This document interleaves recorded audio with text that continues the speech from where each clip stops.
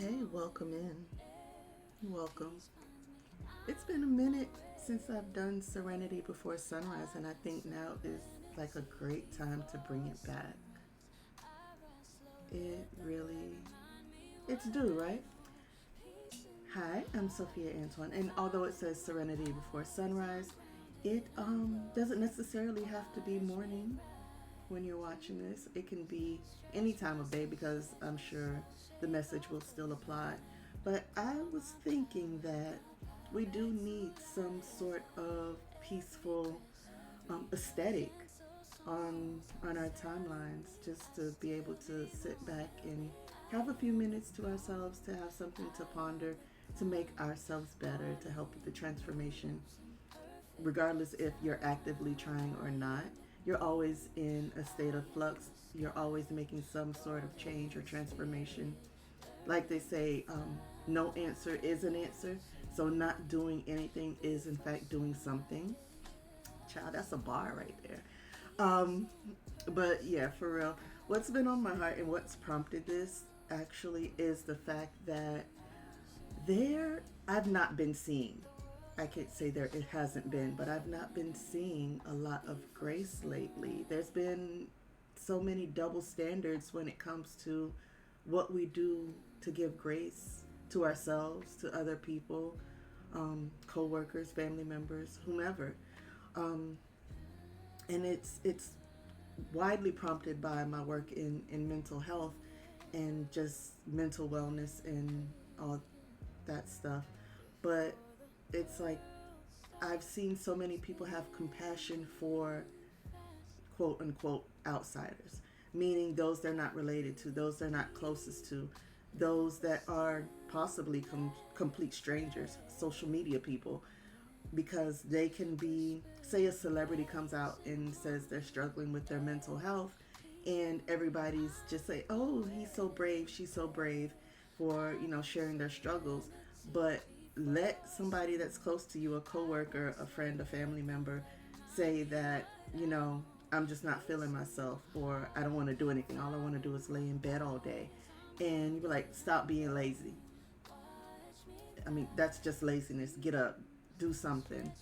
And to an extent, that is helpful. But when it progresses to, you know, 3, 4 days, 3, 4 weeks, and they're still exhibiting these same characteristics, are you that graceful with them?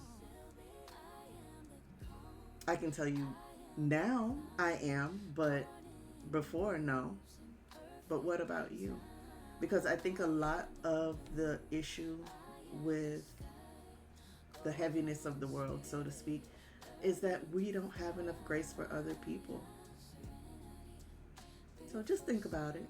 Just think about it. And I came to talk about something totally different, I think, but here we are. So this is what it is. I don't work from a script. I don't edit. So we just talk about whatever comes up. But yeah, a lot of double standards have been happening, and it's just time to examine it. Just think about maybe doing something different, doing something else, approaching the situation from a different standpoint. Maybe you'll get better results. Or just sitting down with that certain person and asking, hey, is there anything I can do with you? Or is there anything that's going on? Because we make such a big deal, and I say we, because it has happened with me too. I'm not excluded.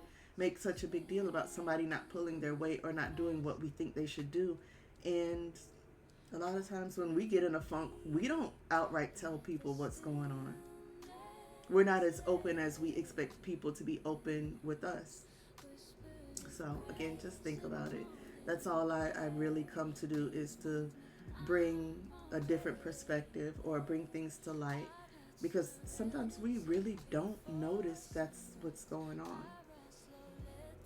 And as far as I know, everybody is dealing with some sort of mental thing. I don't even know what to call it. Some sort of mental thing. There's something that is going on in all of our lives that we're not completely telling another person. And why not? Therapy is wonderful. If you can't talk to people in your immediate circles, therapy is wonderful. Medication is wonderful. It's no big thing anymore. It shouldn't be.